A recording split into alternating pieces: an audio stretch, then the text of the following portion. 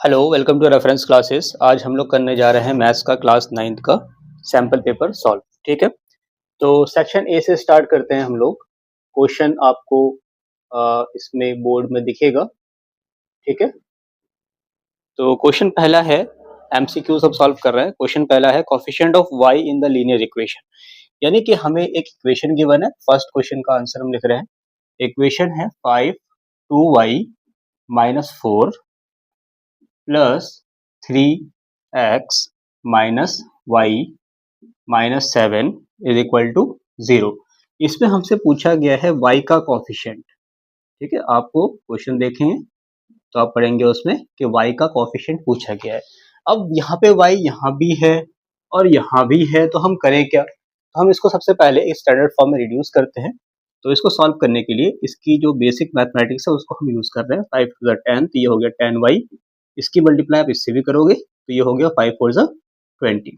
ठीक है, plus 3x minus 4y minus 7 is equal to 0। ठीक है, अब ये y लाइक टर्म्स हैं, इनको आप सॉल्व करो तो tan y में से 4y गए, ये बचे 6y।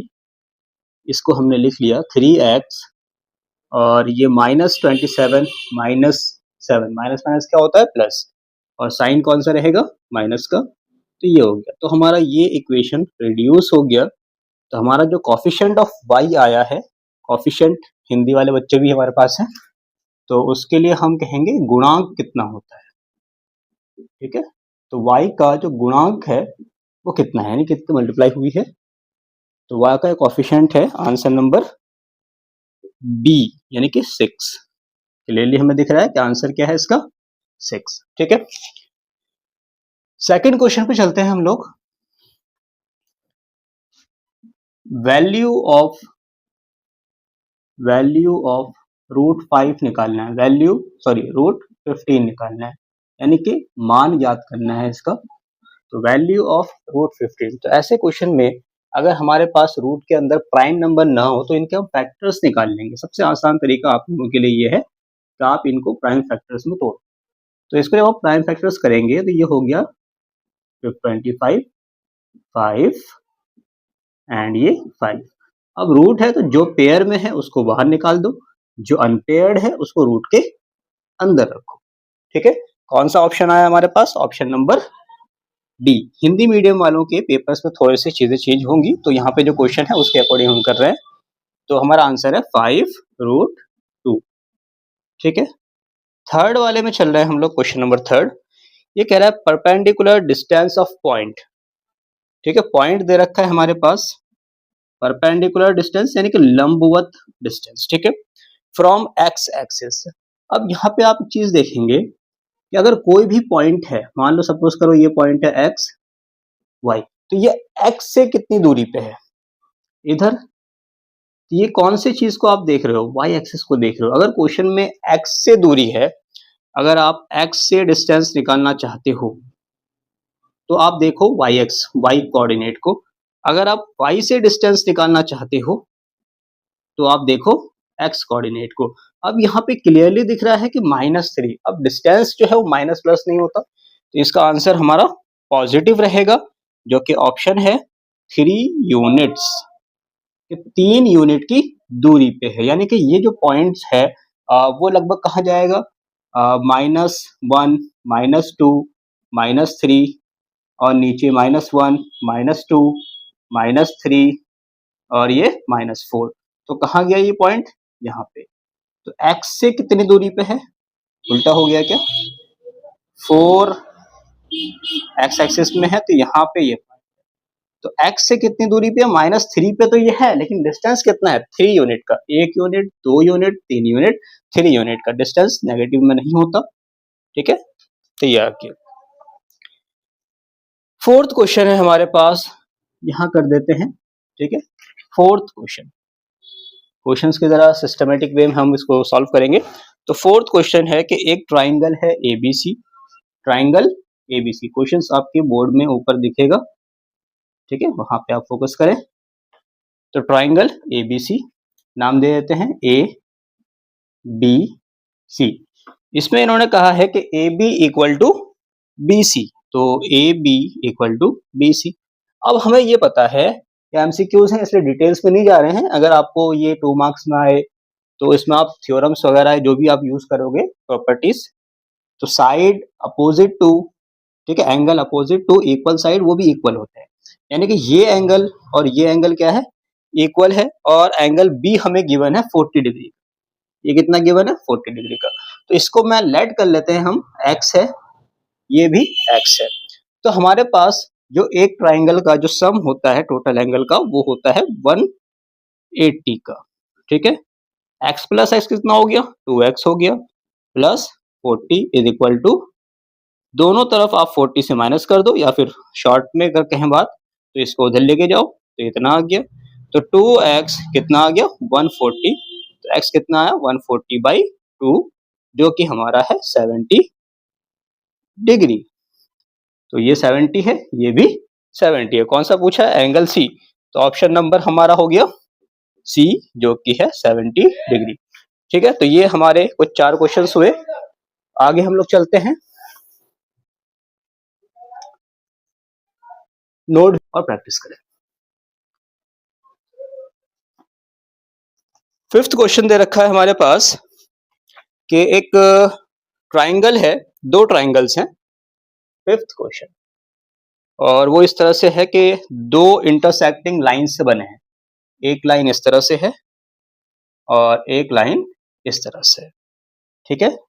ये 2 इंटरसेक्टिंग लाइन से हैं, और इसमें कुछ इंफॉर्मेशंस आपको गिवन है कि ये और ये बराबर है। नाम लिख देते हैं, जैसे फिगर में है TOI एंड OS, ठीक है। हमसे कह रहे हैं कि अगर TOI को कॉन्ग्रुएंट प्रूफ करना हो, और ये एंगल 2O नहीं है तो ये D है, और ट्राइंगल SOD को अगर ये कॉन्ग्रुएंट प्रूफ करना हो, तो जो इंफॉर्मेशन आपको गिवन है इसके अलावा एडिशनल इंफॉर्मेशन क्या लगेगा, ठीक है। तो हमारे पास जो कॉन्ग्रुएंसी के रूल्स है SAS, तो क्लियरली वही दिख रहा है मुझे। तो सबसे पहले आप देखो कि गिवन जो आपके पास है वो क्या है।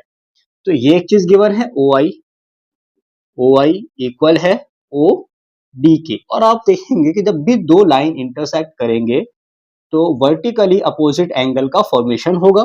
यानी कि यहाँ जो एक एंगल बना TOI इक्वल है एंगल SOD के, ये भी गिवन है, जो कि हमें दिखे नहीं रहा, लेकिन हमें प्रॉपर्टी पता है कि ये कौन से एंगल्स हैं, वर्टिकली अपोजिट एंगल्स, ठीक है। वर्टिकली अपोजिट एंगल, जिसको हिंदी में हम क्या कहते हैं, शीर्षाभिमुख कोण, भिमुख कोण, ठीक है, शीर्षाभिमुख कोण।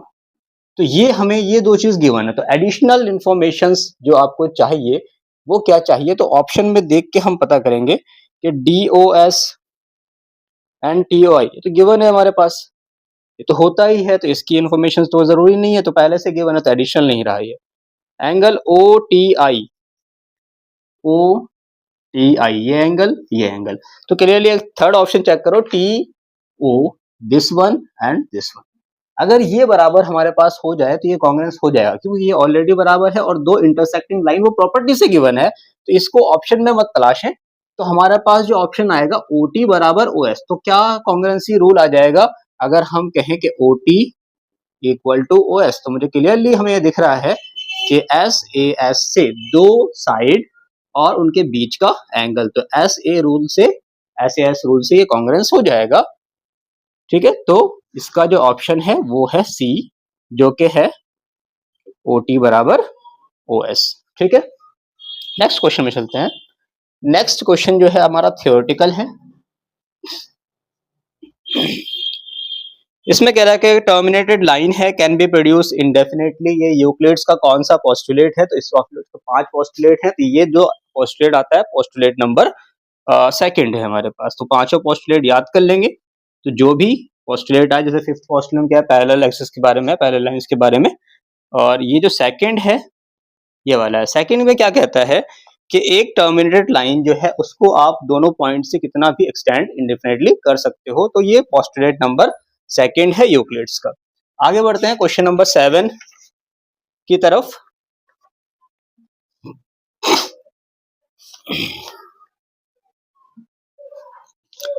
इन्होंने कहा curved surface area, curved surface area of hemisphere. ठीक है, सीधा फॉर्मूला बेस्ड क्वेश्चन है, फॉर्मूला याद होगा तो आपका आंसर हो गया। कर्व्ड सरफेस एरिया को क्या बोलते हैं? वक्र पृष्ठीय क्षेत्रफल, क्योंकि हिंदी मीडियम वाले भी इसमें देखें। पृष्ठीय क्षेत्रफल किसका निकालना है हमें? अर्धगोला का। किसका निकालना है? अर्धगोला का। गोला स्फीयर, हेमिस्फीयर आधा, अर्धगोला। तो हमें पता है कि जो अर्धगोला है, सारे फॉर्मूले स्फीयर के हमें रिवाइज हो जाएगा इसमें, और एक गोला है जो कि हम इस तरह से इसको ड्रॉ कर रहे हैं। ठीक है, बॉल की शक्ल में।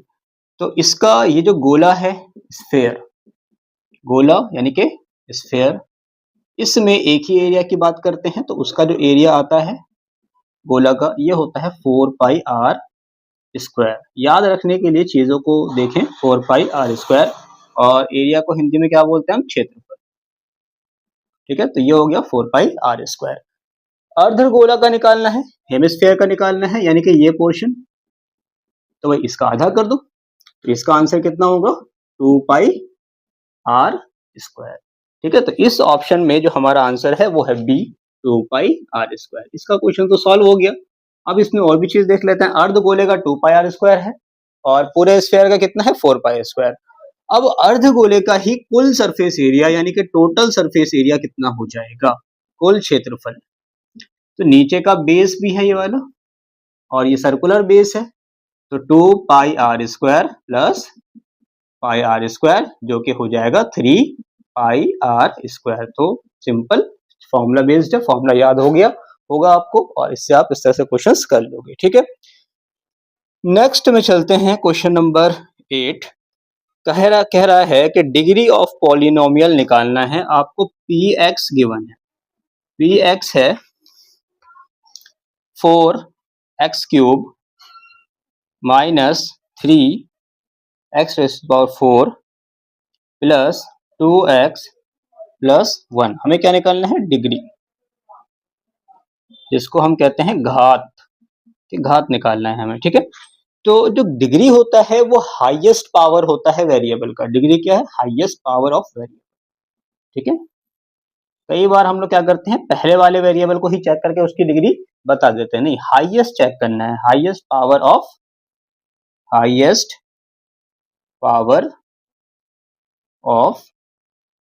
वेरिएबल। ठीक है, जो कि हाईएस्ट पावर वेरिएबल में, यानी कि वेरिएबल एक्स है हमारे पास, और हाईएस्ट पावर कितना दिख रहा है? 4। इसकी डिग्री या घात कितनी है? 4 है। तो ऑप्शन नंबर सी। ठीक है, option number C. Next question जो करेंगे, पहले इसको रफ करते हैं फिर आगे बढ़ेंगे हम लोग। आपने कंपास से ड्रॉ किया और इसी के अराउंड एक सर्कल बना दिया जो कि r1 रेडियस का रहा, और इसी सेंटर को मानते हुए एक और सर्कल बना दिया जो कितना हो गया? r2 रेडियस का हुआ। तो ये दोनों सर्कल आपस में क्या है? कॉन्सेंट्रिक सर्कल होते हैं। ठीक है, सम केंद्र होना चाहिए या फिर सेम केंद्र वाले, तो अब देख लेंगे इस चीज को। Question number 10, which of the following polynomial, कौन सा बहुपद, which of the following polynomial, या फिर क्वेश्चन इंग्लिश वाला तो उसमें है ही, थोड़ा बहुत हिंदी में इसमें लिख सकते हैं। तो कौन सा बहुपद, ठीक है, बहुपद मतलब पॉलिनोमियल, किसमें है? 1 वेरिएबल में है, इन 1 वेरिएबल। वेरिएबल को हम कहते हैं चर, कांस्टेंट, अचर, वेरिएबल, चर। तो कौन सा पॉलिनोमियल एक चर में है? तो एक ऑप्शन दे रहा है हमें, दे रखा है x square plus 3y x square plus 3y। Clearly एक चर ये हो गया, वेरिएबल एक ये हो गया, तो ये तो 1 वेरिएबल में है नहीं। दूसरा 3x प्लस 2, अब इसमें एक ही वेरिएबल है तो और कुछ ऑप्शन को चेक करने की जरूरत है नहीं, फिर भी अगर आप देखना चाहें तो ऑप्शन को देख सकते हैं। जैसे कि अगला है x plus Y plus 2x, तो यहाँ तो ऑलरेडी आ गया x प्लस वाई, तो ऑप्शन हमारा कौन सा है, बी, जिसमें एक ही चर है यानी कि एक ही वेरिएबल है। क्वेश्चन नंबर 11 पे चलते हैं। इसमें लिखना है हम रिफ्लेक्स एंगल। रिफ्लेक्स एंगल को कहते हैं प्रतिवर्ती कोण। ठीक है, क्या कहते हैं, प्रति कोण। मात्राओं में अगर गलती हो तो उसको ठीक कर लें खुद। तो प्रतिवर्ती कोण रिफ्लेक्स एंगल किसका निकालना है, रिफ्लेक्स ऑफ 96 का, ऑफ 96 का।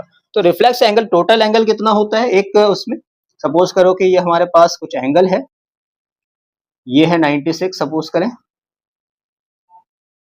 ये 96 दे रखा है,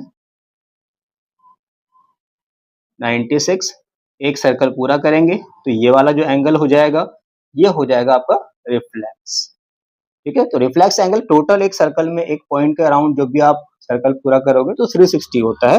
तो रिफ्लेक्स एंगल जो आपका आएगा वो आएगा 360 डिग्री माइनस जो भी एंगल आपको गिवन होगा। तो 360 डिग्री माइनस 96, जब आप इसको सॉल्व करेंगे तो आंसर कितना आ जाएगा, 10 4 6 2 264 डिग्री। ठीक है, 264 डिग्री। नेक्स्ट क्वेश्चन की तरफ चलते हैं हम लोग। क्वेश्चन नंबर 12, ये अच्छा क्वेश्चन है, थोड़ा सा नहीं अच्छा क्वेश्चन है, ठीक है देख लेते हैं। तो चलते हैं हम, कहाँ पे चल रहे हैं भाई, वैल्यू ऑफ 9x स्क्वायर, यानी कि हमें वैल्यू निकालना है, मान निकालना है 9x square plus 4y square. ठीक है, इफ यानी कि अगर, यदि 3x प्लस 2y इसकी वैल्यू है 12 एंड x y इसकी वैल्यू है 6। आपको ऑप्शन गिवन है 36, बी 81, सी 144 एंड डी 72। तो सॉल्व करते हैं। अब हमें यहाँ पे जो है थोड़ा सा कॉम्प्लेक्सिटीज लग रही हैं, लेकिन अगर आप आइडेंटिटी को पढ़ते हैं तो जो बेसिक आइडेंटिटी है उसमें हम याद करेंगे कि a प्लस बी का होल स्क्वायर अगर हम करते हैं तो ये आ गया a प्लस बी, यानी A square plus B square plus 2ab। अगर हम इसमें ऐसे चेक करें कि ये इसको a कहें और इसको b कहें, तो यहाँ पे देख सकते हैं कि 9x स्क्वायर को अगर मैं ऐसे लिखें हम कि 3x का होल स्क्वायर, और 4y स्क्वायर को हम लिखें कि 2y का होल स्क्वायर, तो मैं इसको a बोलूं और इसको b बोलूं, तो यहाँ पे हमें दिख रहा है कि a प्लस बी 12 है, a प्लस बी की वैल्यू 12 है, और इसकी वैल्यू हमें निकालनी है और ये भी वैल्यू हमें गिवन है। तो इसमें हम कैलकुलेट कर लेते हैं कि a की वैल्यू हमारे पास 3x है और b की वैल्यू हमारे पास 2y है। तो इस हिसाब से हम इस चीज को होल स्क्वायरिंग करके देखते हैं कि क्या आ रहा है हमारे पास आंसर। तो ये हो गया, इस टर्म को लेके चलते हैं। 3x प्लस 2y का जब हम स्क्वायरिंग कर रहे हैं, होल स्क्वायर या फिर इसी से लेके चलते हैं, सबसे आसान रहेगा। तो इज इक्वल टू 12, तो स्क्वायरिंग ऑन बोथ साइड कर दिया हमने इधर से। ठीक है, तो ये हो गया 3x का स्क्वायर, यानी कि 3x whole square plus 2y का square plus 2 into 3x into 2y is equal to 12 का स्क्वायर, यानी कि 144, 12 इंटू 12 144, और ये आ गया हमारे पास 9x square plus 4y square plus 2 3 6 and ये 2 12, 12xy इज इक्वल टू 144, और xy की वैल्यू हमें गिवन है। कहाँ है xy की वैल्यू, ये रहा, xy हमारे पास कितना है 6। तो हमें इसका मान निकालना है 9x square plus 4y square, ये 4 है, 4y स्क्वायर, इसका मान निकालना है, तो हम इसको इधर ही रखते हैं। 9x square plus 4y square is equal plus 12 into 6 is equal to 144, तो 12 इंटू 6 72, 72 इधर चला जाएगा, तो ये हो गया 9x square plus 4 y square is equal to 144 minus 72। 72 कहाँ से आया, ये आया, इधर प्लस में उधर जाके माइनस में, तो ओवरऑल आंसर कितना आ गया हमारे पास 72। ठीक है, तो इसको उतारें फिर आगे चलते हैं।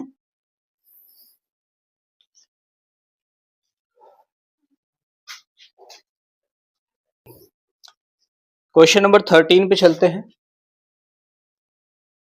क्वेश्चन नंबर 13 इन्होंने कहा है प्रूफ इज रिक्वायर्ड फॉर। तो प्रूफ जो रिक्वायर्ड होता है वो होता है थ्योरम के लिए। ठीक है, प्रूफ इज रिक्वायर्ड। ठीक है, जो प्रूफ की आवश्यकता होती है, सिद्ध करने की जो आवश्यकता होती है, रिक्वायर्ड फॉर। ठीक है, सिद्ध करने की आवश्यकता वो किसके लिए होती है, थ्योरम के लिए। कौन सा ऑप्शन है, डी ऑप्शन, थ्योरम। ठीक है, थ्योरम यानी कि प्रमेय। तो इसके लिए प्रूफ की आवश्यकता होती है।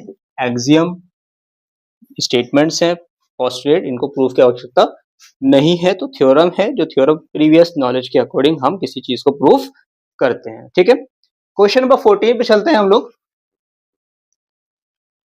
14 है कि रिमाइंडर निकालना है, शेष निकालना है हमें। रिमाइंडर यानी कि शेष निकालना है, जो कि है किसका, 4t square power 4 plus 5t cube minus 6t square plus 2t minus 1। जब डिवाइड किया गया, इसे गुणा क्या बोलते हैं, भाग दिया गया, ठीक है, बाई t प्लस 1 से।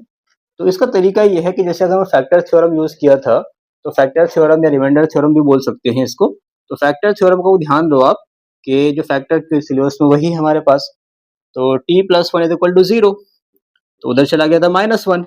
तो इस तरह से जब हमें चेक करने को दिया जाता है कि कोई किसी का फैक्टर है या नहीं है, तो इस -1 जो भी इक्वेट करने के बाद जो उस साइड जाके जो -1 आया, इस t के बदले हम पुट करेंगे। अगर 0 आता है तो वो फैक्टर है, अगर 0 नहीं आता तो उसका रिमाइंडर है। ठीक है, अगर 0 आता है तो वो उसका फैक्टर है, अगर 0 नहीं आता है तो जो भी आंसर आया वो उसका रिमाइंडर है, यानी कि शेष है। तो पुट करते हैं यहाँ पे 4, t के बदले कितना -1, ये चल रहा है हमारे पास, ठीक है, पावर 4 प्लस 5 t के बदले -1 क्यूब 6 t के बदले -1 स्क्वायर प्लस 2 t के बदले -1 ठीक है। अब -1 की पावर अगर इवन है, इवन जैसे कि 2 6 8 10, ठीक है, इस तरह से, तो वो हो जाता है प्लस, यानी कि 1। ठीक है, और तो 1 जब हो जाएगा, और सिमिलरली यहाँ पे 5, अगर -1 की पावर ऑड है, 1 है 3 है 5 है, तो वो माइनस ही रहेगा। 1 का स्क्वायर करो 4 करो 1 ही रहता है, लेकिन साइन में देखेंगे तो माइनस ही रहेगा, याद रखेंगे इस 20 को। तो 6 इंटू -1 का स्क्वायर 1 प्लस, तो ब्रैकेट में नहीं रखते हैं, ऐसा लगेगा कि पुट कर रहे हैं, तो सिंपली कर लेते हैं सीधा। स्क्वायर हो गया तो ये हो गया 4, और इसमें माइनस रह गया तो ये हो गया -5, और ये स्क्वायरिंग हो गया, पॉजिटिव हो गया पॉजिटिव, और नेगेटिव नेगेटिव ही रहेगा, -6, ये नेगेटिव ही है तो नेगेटिव पॉजिटिव नेगेटिव 2, और ये -1। ठीक है, अब जितने भी माइनस वाले हैं उन सबको ऐड करेंगे, और साइन कौन सा रहेगा, माइनस का ही रहेगा। तो ये हो गया 4, तो 5 और 1 6, 6 और 6 12, 12 और 2 14, तो ये हो गया माइनस का 14। आंसर आया हमारा माइनस का 10। तो जो रिमाइंडर है यही है रिमाइंडर, यानी कि शेष जो बच रहा है हमारे पास गुण भाग देने में, वो ये आएगा शेष। ठीक है, तो ऑप्शन नंबर बी। तो इसमें जो फोर्थ क्वेश्चन है इसका ऑप्शन नंबर कौन सा आया, बी आया, जो कि इसकी वैल्यू कितनी है -10।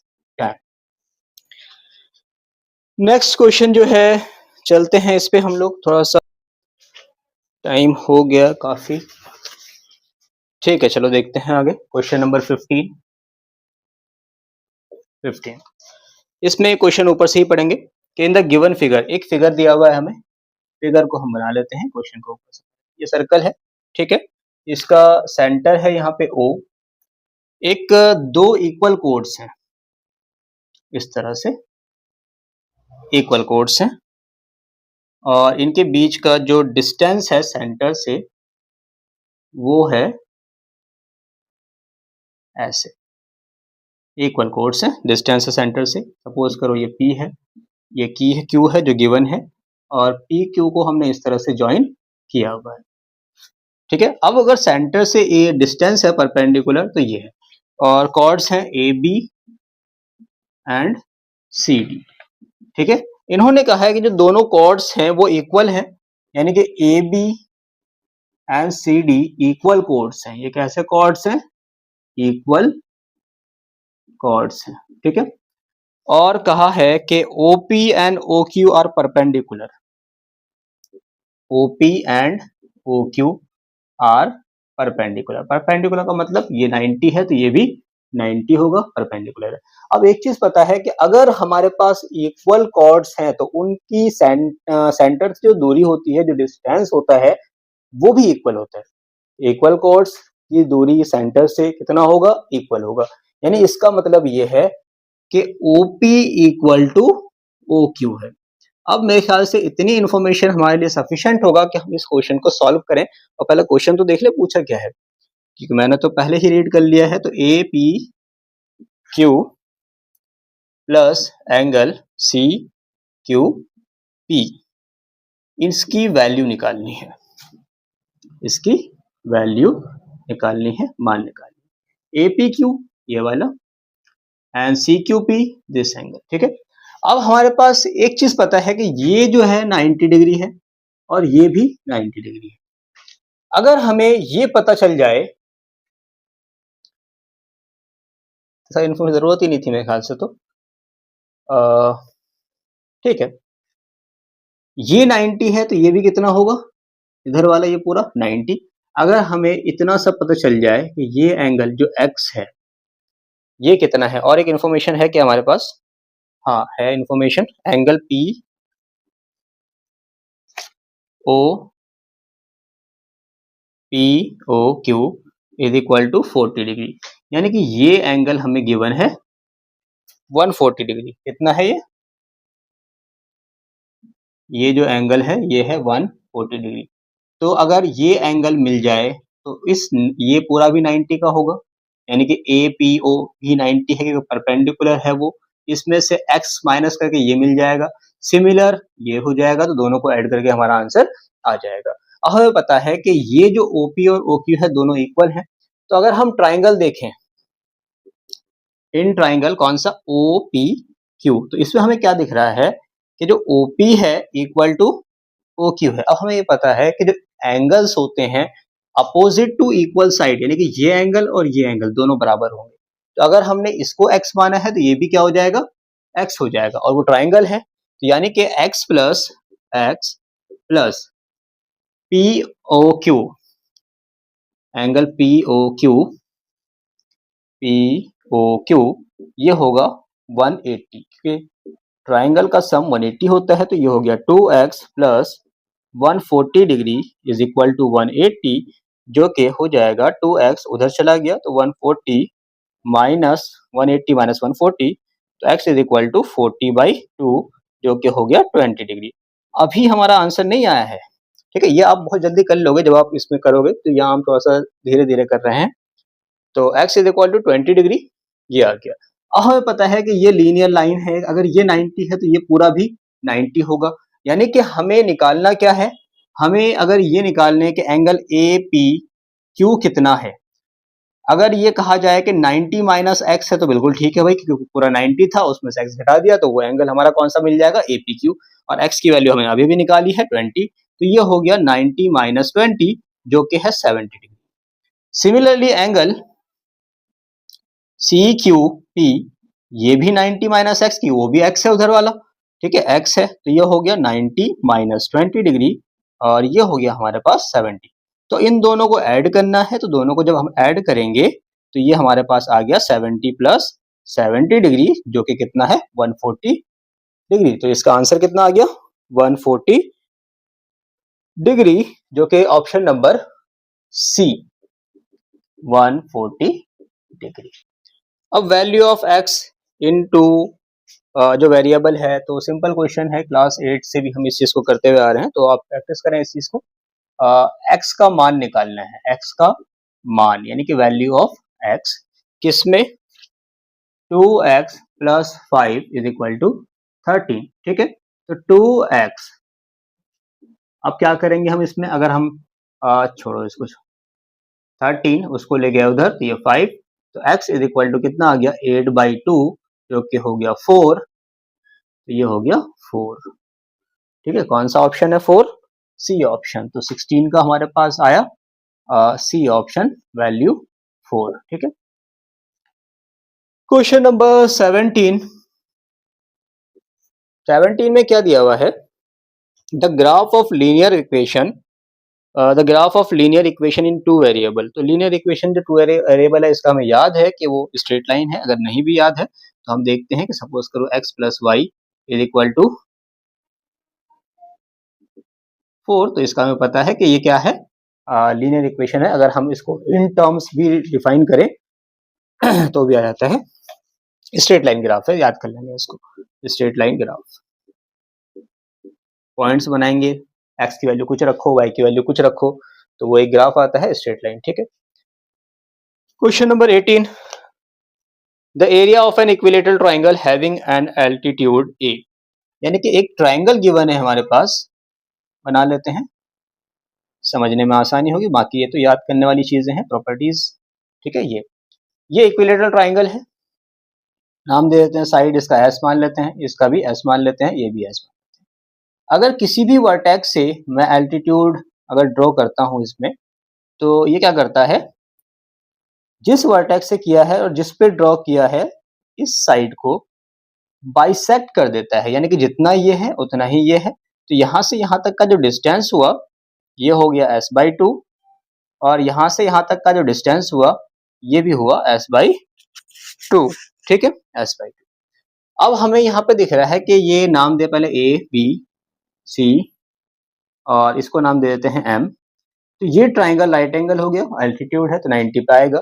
तो पाइथागोरस अप्लाई करते हैं ABM में, इन ट्राइंगल ABM में। ऐसा हम कर क्यों रहे हैं, जो ट्राइंगल का फॉर्मूला है half into base into height, उस पे लाके हम देख रहे हैं।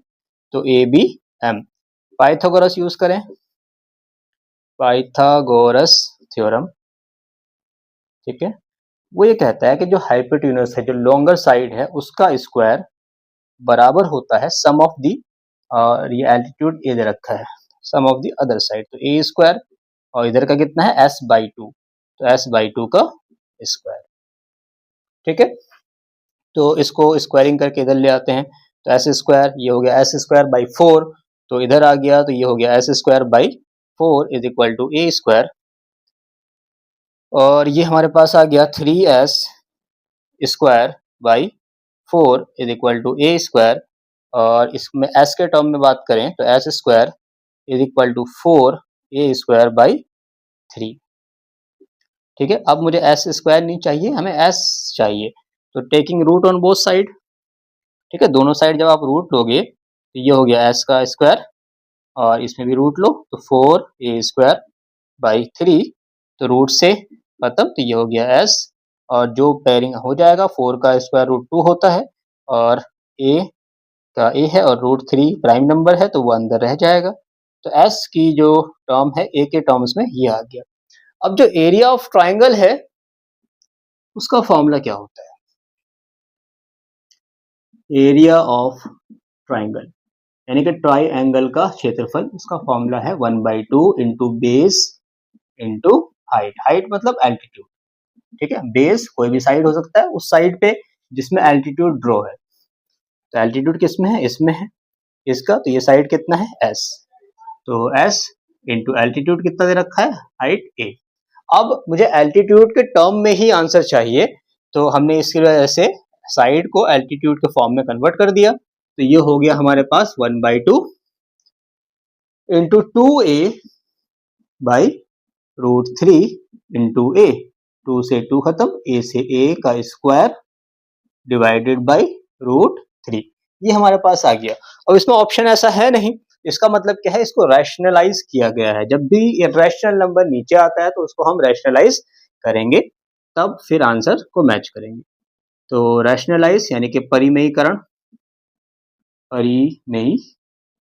परिमेयीकरण, ठीक है, करेंगे। उसके लिए क्या करते हैं कि ए स्क्वायर बाई √3 से ऊपर मल्टीप्लाई, √3 से नीचे मल्टीप्लाई, ठीक है। तो ऊपर हो गया √3 ए स्क्वायर और √3 इंटू √3 3। तो इसको हम चेक करते हैं अपने ऑप्शन में, तो हमें दिखता है कि सी ऑप्शन हमारे पास है, तो इसका आंसर हो गया सी, जो कि है √3 बाई 3 ए स्क्वायर, ठीक है। तो इस तरह से हम इस चीज को ड्राइव करके अब इसको याद रखेंगे क्योंकि ये रिजल्ट हमारा इंपॉर्टेंट है, तो इस चीज को याद कर रखेंगे। नेक्स्ट क्वेश्चन चलते हैं हम लोग आगे।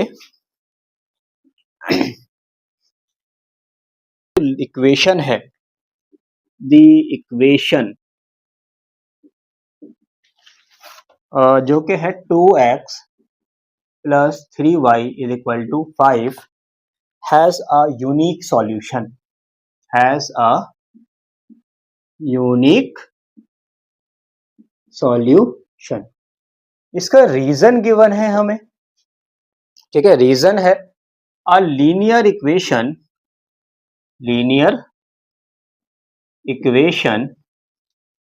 in two variables has infinitely यानी कि बहुत सारे infinitely many solution, बहुत सारे सॉल्यूशन है, अनंत, ठीक है। अनंत सॉल्यूशन मतलब अनंत हल है हमारे पास, एक लीनियर इक्वेशन जो कि 2 वेरिएबल्स में है, अनंत हल है, बिल्कुल ठीक बात है भाई। अब इसमें देखते हैं इक्वेशन यानी कि जो समीकरण है, इक्वेशन को हम हिंदी में कहते हैं समीकरण, तो इन चीजों को थोड़ा सा देखेंगे, पेपर अपने हाथ में लेके बैठे।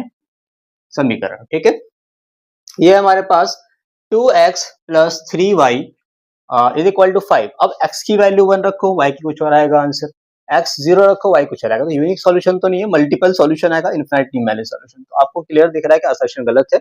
और रीजन जो है लीनियर इक्वेशन, तो लीनियर इक्वेशन मतलब इस टाइप का इक्वेशन जो 2 वेरिएबल्स में उसके इनफिनिटली मैनी सॉल्यूशन, तो इसका जो है assertion is wrong.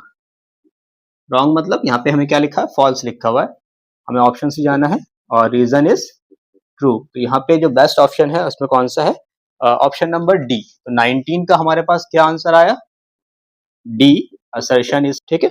Square root यानी कि जो हिंदी में कड़ी बोलते हैं मेरे ख्याल से, तो देखते हैं the square root of every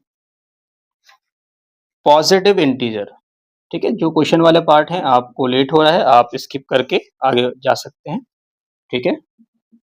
integer is not irrational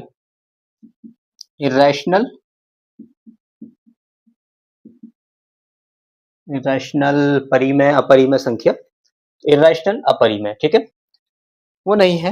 reason ये असर्शन है हमारे पास, ये कथन है, ठीक है। और इसका अभिकथन यानी कि जिसका कारण होगा वो क्या है, the square root of 4 is 2 a rational number, rational number मतलब परिमेय संख्या, ठीक है। अब square root of every positive number, कोई सा भी पॉजिटिव नंबर लो, वो कह रहा है कि उन सभी का स्क्वायर रूट इरेशनल नहीं होता, यानी कोई सा भी ऐसा पॉजिटिव इंटीजर नहीं है जिसका स्क्वायर रूट निकाले तो जो नंबर आए वो इरेशनल आए। तो ये जो अभिकथन है यानी कि जो असर्शन है वो फॉल्स है। क्यों फॉल्स है, सपोज करो आपके पास प्राइम नंबर है स्टार्टिंग के, ठीक है, ठीक है, ये रूट से बाहर आएंगे नहीं, रूट से बाहर आएंगे नहीं तो रैशनल होगा नहीं। तो इसने कहा कि नॉट इरेशनल, इरेशनल नहीं है, तो स्क्वायर रूट इसका आप निकालोगे, जो परफेक्ट स्क्वायर नहीं है तो ये सारे इरेशनल ही रहेंगे हमेशा, क्योंकि बाहर निकलेंगे ही नहीं, इनका परफेक्ट रूट होता नहीं है, ठीक है। तो इरेशनल है, तो इस वजह से क्या आ गया, फॉल्स। अब रीजन चेक करते हैं, अब वो फॉल्स आ गया तो इसका एक्सप्लेनेशन के बारे में तो भूल जाओ, बस चेक करते हैं कि वो स्टेटमेंट सही है या गलत है। The square root of 4 is 2, ठीक है भाई, 4 का जो स्क्वायर रूट है वो 2 होता है, ठीक है। एक रैशनल नंबर है, हाँ रैशनल नंबर है, 2 के नीचे 1 लिखो, हमारा एक्सप्रेस हो गया पी बाई क्यू के फॉर्म में। और यहाँ पे क्यू नहीं दिख रहा है हमें 0 के फॉर्म में, क्योंकि वो 1 हो सकता है, 1 को लिखना जरूरी नहीं है, तो पी बाई क्यू हो गया। तो आर हो गया 2/1, जो कि आपका क्या है, एक रैशनल नंबर है, तो इसका भी ऑप्शन होगा हमारे पास, हो गया ऑप्शन नंबर डी। तो 20 का भी क्या हो गया, ऑप्शन नंबर डी। ठीक है, तो नेक्स्ट क्वेश्चन में चलेंगे, पहले इतना उतारें।